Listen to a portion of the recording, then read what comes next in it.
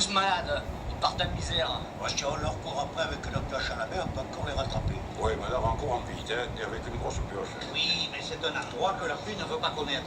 Les orages, on les entend venir, on les voit s'approcher. Mais dès que les nuages arrivent sur la pointe du Saint-Esprit, ils se coupent en deux. Alors la pluie va tomber sur l'autre versant, et il en reste quoi, à peine 4 gouttes pour le vent. Ah, ça, c'est possible. Mais ce que vous ne savez peut-être pas, c'est que chez Pique-Moufille, il y a une source. Il y avait une petite source. Oh, moi, je l'ai vue, elle était très belle. Moi aussi, je l'avais vu quand j'étais petit à la chasse avec mon père. Ça m'avait semblé comme un vrai ruisseau. Oui, oh, tu devais être bien petit alors. Et c'était sûrement après un orage. Parce que moi, j'y ai bu il y a peut-être 30 ans, et ça coulait gros comme mon doigt. Tu crois que ça peut se perdre, une source comme celle-là? Tu sais, je le connais bien, moi, le caractère des sources. C'est comme une belle fille. Quand on les oublie, elles s'en vont et c'est fini. L'année dernière, en passant la barre sur le coteau, j'ai vu un figuier. Ça prouve qu'il y a de l'eau pas loin. Ça prouve qu'il y en a eu. Et pourtant, puisqu'il fait des rejetons. Écoute, toi, quand tu parles des apéritifs, je t'écoute. Mais les sources, c'est pas ton métier. Moi, je dis que ces tons, on ne reverra jamais. Je dis que ces oliviers sont perdus et que cette terre est pourrie de chien d'âme. Voilà ce que je dis. Et moi-même, si on me l'a donné pour rien, j'en voudrais pas. Voilà ce que je dis aussi.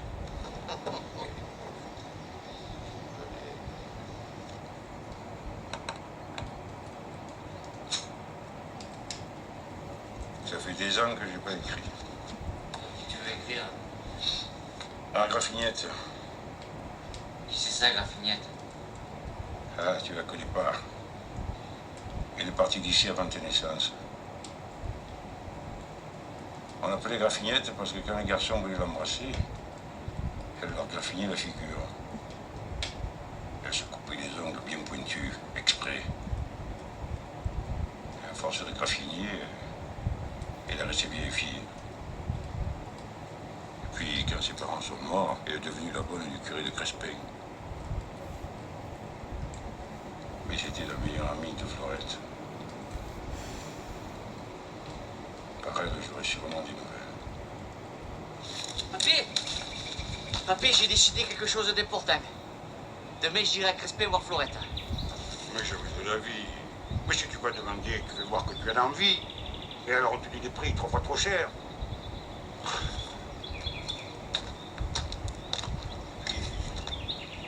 Florette, si elle sait que c'est pour nous, elle dira non. Pourquoi? Et parce qu'elle est comme ça. Qu'est-ce qu'on va faire alors? Rien. Eh? Florette ne viendra jamais ici. Quand elle était jeune, elle aimait beaucoup les sous. En vieillissant, ça va être encore pire. Donc elle vendra. Et personne au village n'achètera. De la terre, ils en ont presque trop alors. Oui, mais il peut venir un étranger. Et qu'est-ce qu'il viendrait faire à cet étranger? Des légumes verts ou des fleurs comme moi. Et l'eau? Il y a la source. Et s'il n'y avait pas la source, qu'est-ce que ça vaudrait? Ben, ça vaudrait rien, mais il y est. Parece não, a coisa espanhola, você. Écoute mon plan. Eles falam que Elle est déjà aux 3 quarts couchée. todos. Et si par accident elle se couchait complètement, Quel genre d'accident? ben, suppose que tu passes près de la source avec un sac de ciment sur le dos. Tu glisses, tu tombes et plaf. Le ciment va tout juste te boucher le trou.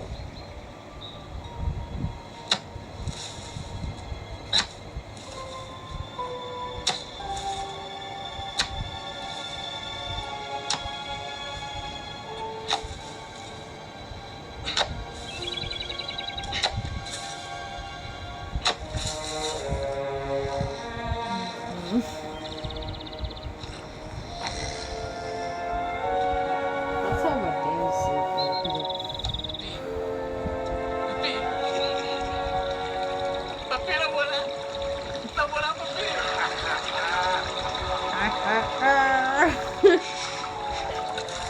Ouvre le verre à l'éclairci, dis! Et voilà! Laisse-moi te gagner, imbécile. Ça y est, j'ai trouvé le trou. Passe-moi la Tiens, bonne. tiens. Non, la petite. Celle-là, La petite. le marteau. J'ai une racine qui est coincée.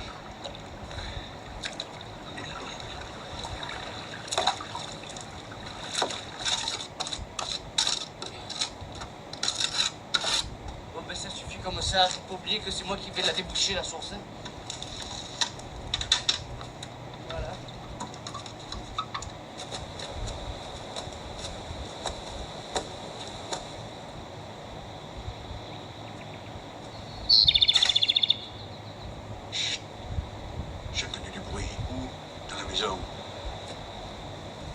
fantômes de Pique-Bouffigue, c'est les rats. Ah. Mon cher César, tu fais toujours des coups extraordinaires. Après au moins 3 douzaines de Noël, tu m'écris de Florette. Et imagine-toi que le facteur me donne ta lettre juste le jour qu'elle est morte et que je revenais de l'habiller. C'est ça que je ne t'ai pas répondu plus tôt.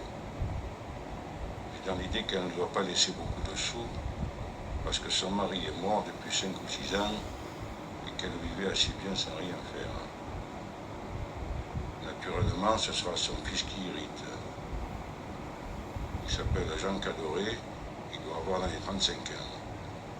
Il fait le percepteur, mais je ne sais pas où. Le notaire le trouvera sûrement. Un percepteur, ça ne se fait pas comme ça.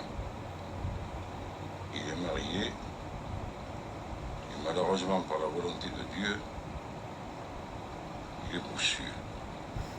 Et si ce bossu vient et que quelqu'un du village lui dise la source? Hein? Ça m'étonnerait. Ceux qui la connaissent, ils savent bien ici qu'on n'a pas le droit de s'occuper des affaires des autres. Et l'état où tu l'as mise, cette ferme. Si un paysan vient la voir, du premier coup, il s'assoit par terre et il commence à pleurer. Ça, c'est vrai. Il y en a. Il y en a. Un porte-plume, ça fait moins d'ampoule qu'une pioche. Puis c'est souvent qu'un paysan devient bossu, mais c'est rare qu'un bossu devienne paysan.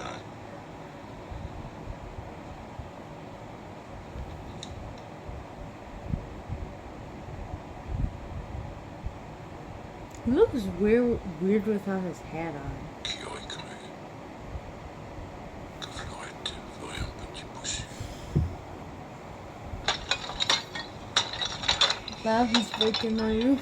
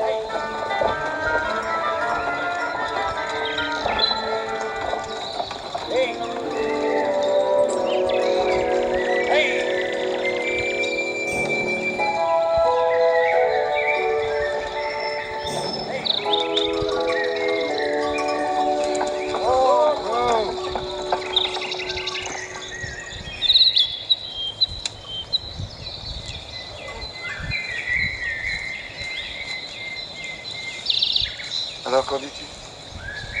Regarde ces ronces géantes, ces oliviers, ces romarins arborescents. C'est beau. Mon Dieu, que c'est beau. T'avais pas menti. C'est toute l'antique Provence. C'est le Paradou de Zola. C'est même plus beau que le Paradou.